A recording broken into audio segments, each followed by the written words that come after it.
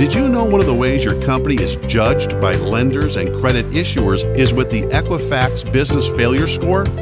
Equifax's Business Failure Score predicts the chance your business will fail or file for bankruptcy in the next 12 months. The score ranges from 1,000 to 1,880, with a 0 score indicating you've got a bankruptcy currently on file.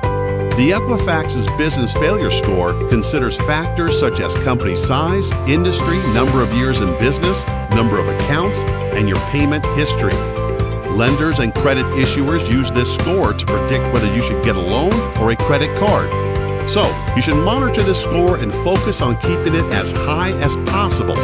Simple things you can do to improve your business failure score include getting approved for credit that reports to Equifax and paying all bills on time or early.